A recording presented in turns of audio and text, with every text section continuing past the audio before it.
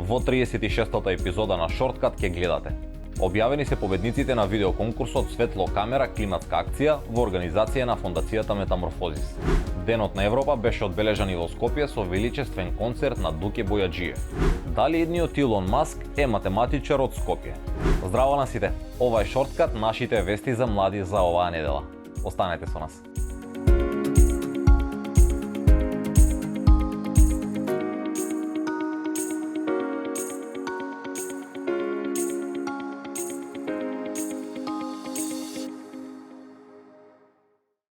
Емисијата ја започнуваме со веста за прогласување на тројцата победници на видеоконкурсот Светло камера климатска акција во организација на Фондацијата Метаморфозис. Првото место го освои видеото "Природата не е место што го посетуваме, таа е нашиот дом" од авторката Кристина Конева. Второто место го освои видеото "Алармантно повлекување на водата во Преспанското езеро" на авторот Стефан Бузевски. Додека на третото место се најде видеото "Огромна загаденост на Струмичката котлина во текот на зимската сезона" на Ивана Крстова.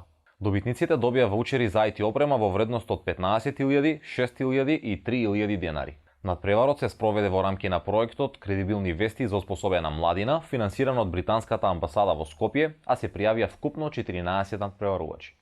Денот на Европа и годинава беше одбележен од делегацијата на Европската унија во Скопје заедно со Europe House со низа различни активности. Со оглед на тоа што 2022 година е Европска година на младите, програмата вклучува низа активности што се конкретно поврзани со младите. Слоганот за оваа година е Think Forward. Во рамките на одбележувањето на Денот на Европа 9 мај, во градскиот парк во Скопје се одржа концерт на филмскиот композитор, пијанист и продуцент Дуке Бојаджиев. Сцената за концертот беше поставена пред езерцето во Скопскиот парк, каде на посетителите им беше приредена величествена гледка. Присутните околу езерото имаа можност да гледаат кон сцената и нејзиниот оцеј во езерото, придружен од светла и рефлектори во доминантна црвена и зелена боја, што одаваше живописна гледка дури и во темните вечерни часови. Во недостаток на адаптирана образовна програма, талентираните ученици се принудени да се снаоѓаат сами. Некогаш родителите им плаќаат дополнителна настава, но кога и тоа не е доволно, тие што ја сакаат математиката се снаоѓаат на интернет. Така направил и ученикот Или Морина, за кого тие што го познаваат очекуваат дека ќе стане славен како Илон Маск. Погледнете повеќе во прилогот што следи. Или Морина не е момче што времето го поминува надвор играјќи фудбал со врсниците. Тој има 13 години, живее во скопската населба Шуто Оризари и скоро секој момент го поминува решавајќи задачи по математика и физика. Наученото го споделува на својот YouTube канал и така за него дознале многу студенти по архитектура, физика, економија и други науки поврзани со математиката. Помош од него бараа студенти од Македонија, но и од светот. На некој од нив, како на студентот по економија Буњамин Бахтијари, им држи часови дома. Jam në fakultetin ekonomist Nana Tereza, po marr mësime për illit. Është çudi pak se kjo është i vogël, po ka shumë dituri rreth matematikës. E ka një të mirë që edhe din me sqaru, po edhe i din detyrat shumë mirë. Kretë detyrat, është pak çudi, ka shumë njohuri kjo. Detyrat që profesoresha nuk din me mi tregue si duhet, unë për illit i vetë illi mi trego ma mirë se profesoresha. Буњамин верува дека неговиот мал професор го очекува славна иднина. Inshallah bëhet mirë si Elon Musk, se i ka aftësi. Бидејќи основното училиште, каде што учи нема соодветно адаптирана настава и книги според неговите потреби и талент, или знаењето морал да го надополнува на интернет следејќи професори од странство. Për 9 vjet unë e kom qenë një kanal me detyra matematik, por njëre e kom nisëm të detyrat lejta. Edhe unë i bëj që nuk isha i sigurt të e pyetja një profesor të Kosovës, profesori Skender Kastrat. Edhe masane tu punu me ata, tani nisam, e mësoj ke mu, detyrat që mësoj i si të shanë YouTube. I ndëroj që besha qera detyra, formule që mësoj i kom qitë. Tani të një të këshit të qera simtarë, për Indijës, për Pakistanët, për Amerikës, për kalku mujtë, për Kosovës. Edhe misha detyrat atin edhe i kom qitën në YouTube.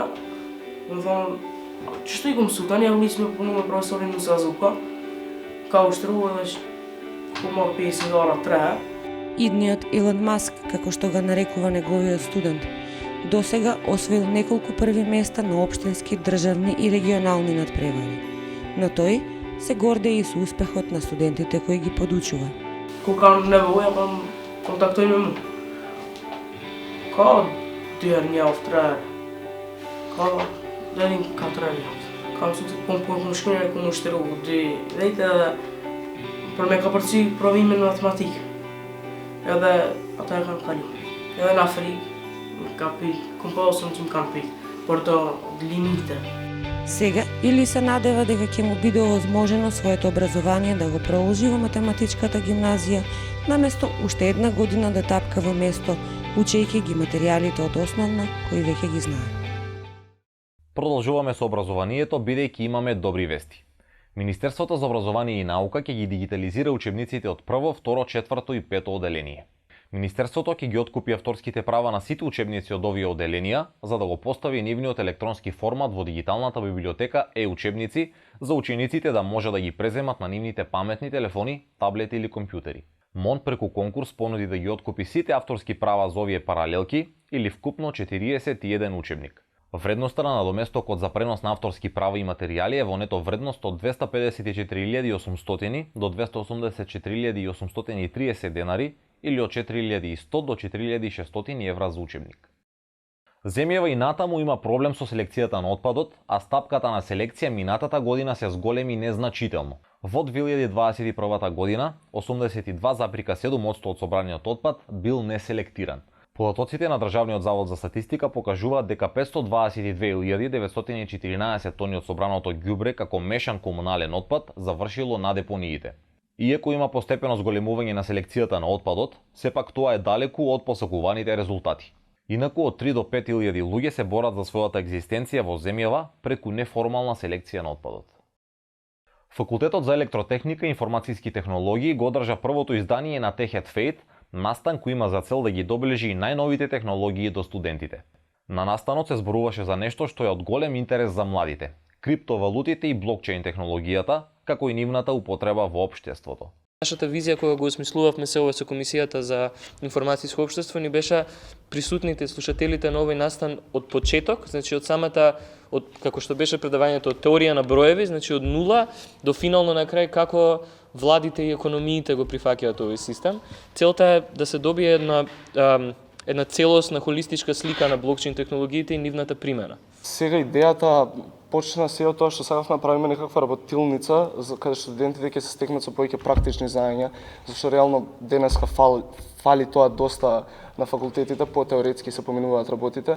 Зашто? Дека моментално е многу активна тема, сега се слуша сите кај да отидеш, можеш да слушнеш нешто за неа, ама не ја разбираат сите точно како функционира, зашто е така, сите мислат дека е нешто само што би можеле да направат пари преку тоа. Настанот го организираше факултетското студентско собрание на Фейт, а студентите има можност да го следат со физичко присуство во амфитеатарот на Фейт или онлайн на Zoom. Во продолжение ви нудиме наши предлози за пробни верзии на Cyberpunk и Science Fiction игри кои можете да ги пробате бесплатно на GeForce Now. За оваа недела ви ги предлагаме Chorus Demo, Loopmancer Demo и Ghost Runner Demo. Игрите може да се најдат на Steam и Epic Games, но најбрзиот начин да ги испробате е со Cloud Gaming на GeForce Now. Вечерва со почеток во 21 часот се одржува второто полуфинале на Евровизија, каде своја изведба на песната Circles ќе има нашата представничка Андреја. Инаку Андреја при една фотосесија, по барање на фоторепортерите да ја фотографираат без македонското знаменце, таа истото го фрли настрана. По бурната реакција на јавноста, особено на социјалните мрежи, Андреја 2 пати се извини за оваа нејзина постапка. Годинешната Евровизија што се одржува во Торино, Италија, започна во вторникот, додека големото финале ќе се одржи во сабота на 14 мај.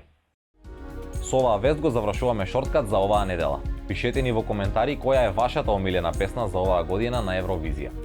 За повеќе вакви информации и новости, посетете ја рубриката CTRL-Z на meta.mk и не заборавајте да не следите на Instagram и на TikTok. Чао!